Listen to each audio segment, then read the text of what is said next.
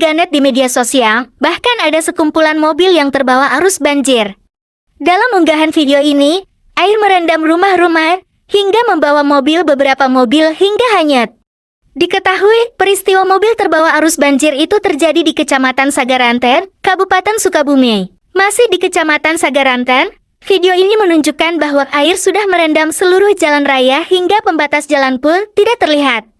Kemudian, terlihat seorang warga yang berupaya menerjang banjir tergelincir dan hanyut di antara banjir. Selain itu, video ini juga diambil dari Kecamatan Palabuhan Ratu. Terlihat air meluap dan mengalir ke pantai di mana perahu-perahu terparkir. Ini ada kecelakaan di Kampung Ciori. Kumaha nulungan anak tarik cari kieu atuh dah. Tengah waro. Ini kawasan Cieri lumpuh total kena banjir, guys. BNPB melaporkan sebanyak 243 jiwa terdampak bencana banjir dan longsor yang melanda Sukabumi, Jawa Barat, di mana 96 orang diantaranya terpaksa harus mengungsi akibat bencana ini. Sebanyak 243 jiwa tercatat sebagai korban yang terdampak, dengan 46 kakak 96 jiwa mengungsi ke tempat-tempat yang lebih aman. Sementara itu, 7 kakak 19 jiwa lainnya masih terancam di wilayah yang rawan longsor dan banjir. Ungkap Kepala Pusat Data, Informasi, dan Komunikasi Kebencanaan BNPB, Abdul Muhari dalam keterangan resminya, dikutip Kamis 5 Desember 2020. Abdul Muhari, sebanyak 1 orang meninggal dunia akibat tertimbun longsor. Kerugian material yang tercatat hingga saat ini meliputi kerusakan pada 36 unit rumah rusak ringan, 3 unit rumah rusak sedang, dan 1 unit rumah rusak berat akibat tanah longsor dan banjir. Muhari mengatakan wilayah terdampak sebanyak 22 kecamatan di Kabupaten Sukabumi dengan kerusakan yang bervariasi. Kecamatan yang paling parah terdampak antara lain Cimas, Palabuhan Ratu, dan Simpenar. Banjir dan longsor terjadi hampir di setiap kecamatan, termasuk daerah-daerah yang sebelumnya dianggap aman. Lebih lanjut, Muhari mengatakan saat ini, BPB di Kabupaten Sukabumi sedang melakukan asesmen untuk mengidentifikasi kerusakan dan kebutuhan mendesak. Fokus utama adalah memastikan evakuasi warga yang berada di lokasi-lokasi rawan longsor. Selain itu, upaya pemulihan infrastruktur seperti jalan dan jembatan yang terputus sangat penting untuk memulihkan aksesibilitas dan mendukung proses pemulihan kehidupan masyarakat terdampak. Pungkasnya, terpisah, peneliti di Pusat Riset Iklim dan Atmosfer BRI, Elma Yulihastin, menyebut banjir bandang Sukabumi adalah efek dari gangguan cuaca skala sinoptik yang menghasilkan hujan persisten.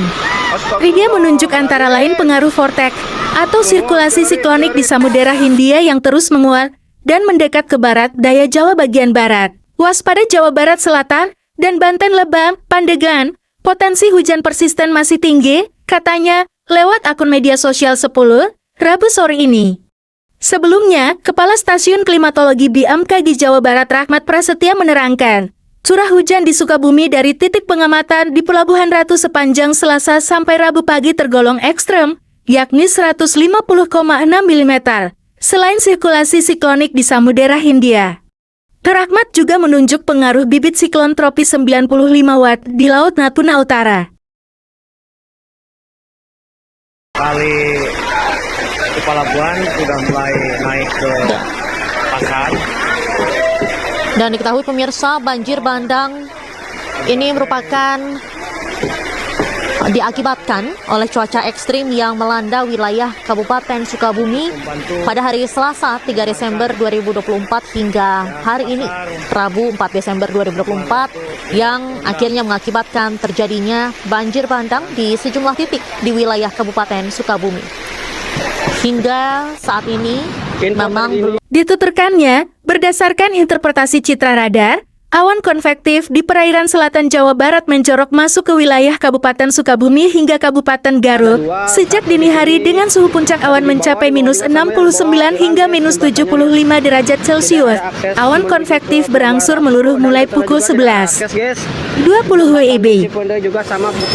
Pemirsa, ini adalah jembatan Cisantri ambruk. Jembatan Dul adalah akses menuju Pelabuhan Ratu.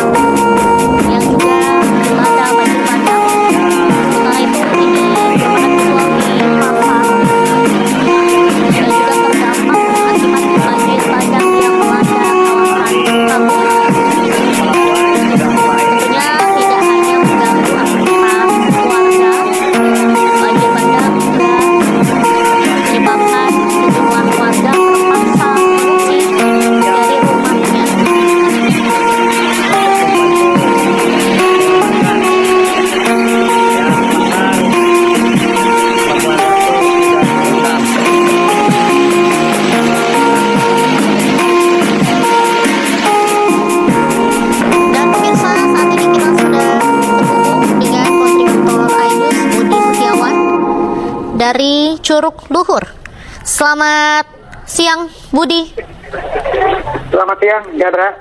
Budi, bagaimana suasana terkini di Sukabumi? Bagaimana kondisi di sana?